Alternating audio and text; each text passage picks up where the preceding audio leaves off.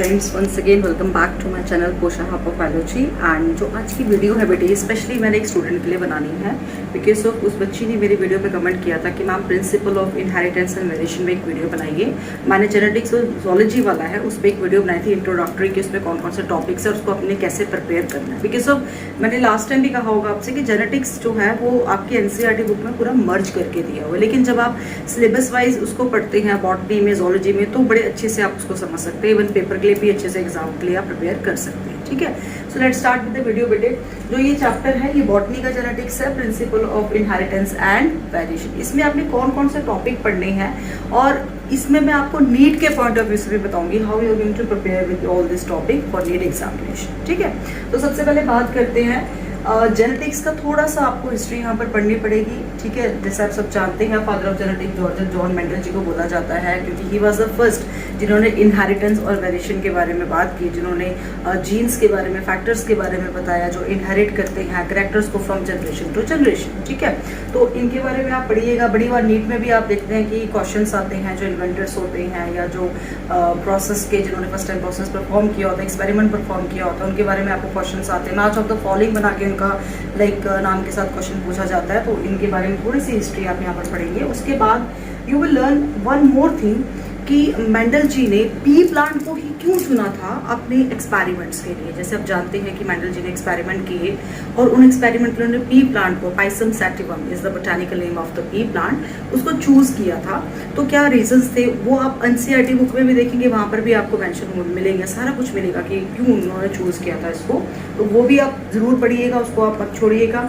साथ में मेंडल जी को रिकॉग्निशन इतना लेट क्यों मिली थी राइट नाउ, आज के दिनों में, या आज हम उनको बोलते हैं कि he is known as father of genetic, लेकिन उस टाइम पे जब उन्होंने मेंडलिज्म पे काम किया था या फिर इनहेरिटेंस पे काम किया था, उनके जो काम था, उनको जो वर्क था, उनको उस टाइम पे इतनी अच्छी रिकॉग्निशन नहीं मिली। लेटर ऑन हमने उनके काम को समझा, उनको ऑनर किया, लेकिन उस टाइम पे नहीं किया। उसके भी कुछ रीजंस थे, वो भी आपके एनसीईआरटी बुक में दिए होंगे, आप देख सकते हैं। ठीक है, अभी मैं अगर अलग से एक टॉपिक बनाऊंगी तो उन रीजंस को, उन सारे टॉपिक्स को हम डिस्कस करेंगे, लेकिन आज सिर्फ मैं टॉपिक्स बता रही हूँ कि है कौन कौन से। ठीक है, उसके बाद आप देखेंगे प्रिंसिपल ऑफ इनहेरिटेंस, जो लॉज, जो प्रिंसिपल्स मेंडल जी ने दिए थे अबाउट इनहेरिटेंस, उसके बारे में आपको पढ़ना है। जिसमें आपके ये 3 लॉज आ जाते हैं, law of dominance, law of segregation and law of independent assortment. ठीक है, इनको अच्छे से पढ़िएगा बेटे। और एक और बड़ी इंपॉर्टेंट चीज़ है कि इन लॉज में आपको जो एग्जाम्पल्स दी है उनको भी आपने अच्छे से पढ़ना है, जो क्रॉस दिया है एग्जाम्पल में। ठीक है, बड़ी बार आपको कोई एग्जाम्पल पुट की जाती है और पूछा जा सकता है, मैं नीट के पॉइंट ऑफ से बता रही हूँ कि ये जो है इसमें कौन सा लॉ है, कौन सा प्रिंसिपल एप्लीकेबल है आपके मेंडल जी का। ठीक है, तो इस तरह से आप इसको याद रखिएगा। उसके बाद आप देखेंगे 1 gene inheritance and 2 gene inheritance आपका जो है पूछा जाता है। 1 जीन इनहेरिटेंस क्या है? जब एक जीन अपने एक कैरेक्टर को, फिनोटाइपिक कैरेक्टर को एक्सप्रेस कर रहा है और उसको हम स्टडी कर रहे हैं कि वो कैसे पेरेंट्स से ऑफस्प्रिंग में जा रहा है, that is what we called as 1 gene inheritance. ठीक है, इसमें आपका मोनोहाइब्रिड क्रॉस था जो मेंडल जी ने परफॉर्म किया था, तो उसको आप पढ़ेंगे। ठीक है, सेकेंड आपका आता है, अब बड़ी बार क्या होता है कि पेपर में लाइक क्वेश्चन आता है कि 1 जीन इनहेरिटेंस क्या होता है, उसकी एग्जाम्पल दीजिए। तो बच्चों को पता ही नहीं है कि जो मोनोहाइब्रिड क्रॉस है it is example of 1 gene inheritance. ठीक है, तभी मैं ये चीज आपको यहाँ पर बता रही हूँ।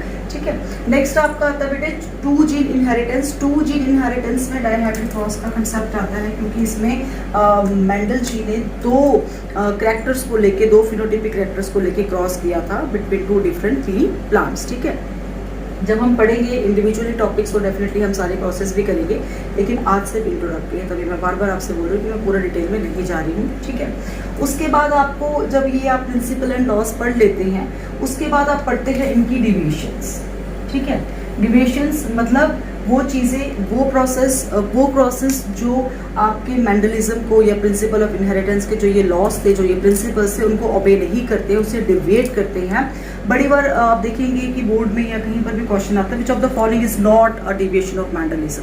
तो नॉट आपको तब पता चलेगा जब कौन कौन सी है आपको ये पता होगा। ठीक है, तो यहाँ पर आप देखिएगा, सबसे पहले तो आपको ये पता होना चाहिए, क्योंकि इन पे क्वेश्चन इंडिविजुअली भी आ सकते हैं कि कोडोमिनेंस क्या है आपका, पॉलीजेनिक इनहेरिटेंस क्या है, प्लियोट्रॉपी क्या होती है, लिंकेज क्या होता है, या फिर इन पे एक आपको क्वेश्चन बन के वो बना के पूछ सकते हैं कि डिविएशंस क्या थी मेंडलिज्म की, किसी एक की एग्जांपल बताओ, किसी एक को एलैबोरेट करो। ठीक है, इसमें नीट में भी क्वेश्चन आते हैं आपके और एकेडमिक में भी क्वेश्चन बनते हैं। तो वापस देखिएगा बेटे, डिविएशन या नॉन मेंडेलियन इनहेरिटेंस पैटर्न भी हम इन डिविएशंस को बोलते हैं, जिनमें आपका इनकम्प्लीट डोमिनेंस आता है which is deviation to law of dominance. ठीक है, उसके साथ ही आपका जो को डोमिनेंस आता है it is again a deviation to law of your dominance. ठीक है, फिर आपका आता है multiple allelism, polygenic inheritance, pleiotropy and linkage. ये भी सारे के सारे आपके क्या माने जाते हैं, डिविएशंस टू मेंडलिज्म।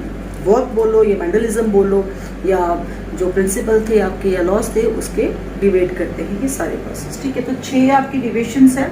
तो अगर आपको इनमें से कोई भी डिविएशन पूछी जाती है कि लेकिन क्या ये मेंडलिज्म को फॉलो करता है, तो इनमें से कुछ भी मेंडलिज्म को फॉलो नहीं करता है, याद रखिएगा।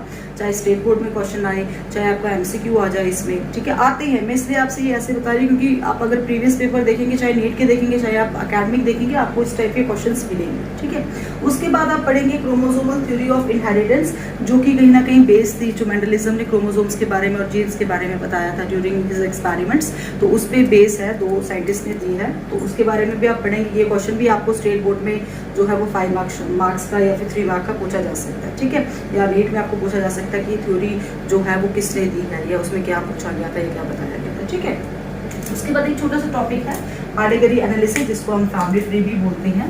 ठीक है, इसको भी आप देख लीजिएगा।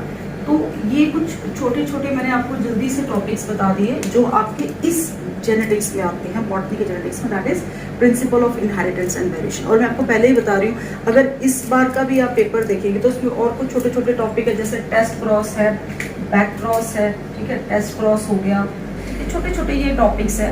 बैक क्रॉस हो गया, पुनट स्क्वायर क्या है उसके बारे में, तो इनमें से क्वेश्चन आपको नीट एग्जाम में भी आते हैं और 1 मार्क का आपको यहाँ पर स्टेट बोर्ड में पूछा जाता है। पुनट स्क्वायर क्या है, पुनट स्क्वायर पे इस बार का जो नीट का पेपर आप देख सकते हैं उसमें क्वेश्चन आया हुआ कि पुनट स्क्वायर क्या है। ठीक है, तो this is all about introductory information about this particular chapter. तो आई थिंक मेगा बच्चे आपको क्लियर हो गया होगा कि आपने इस चैप्टर को कैसे प्रिपेयर करना है। Thank you so much for watching. और अगर आप चाहते हैं कि मैं इन टॉपिक्स पे वीडियो बनाऊं और ज़्यादा से ज़्यादा आपके साथ ये टॉपिक शेयर करूं, तो प्लीज़ बेटे मेरे चैनल को लाइक कीजिए, सब्सक्राइब कीजिए, शेयर कीजिए and thank you so much.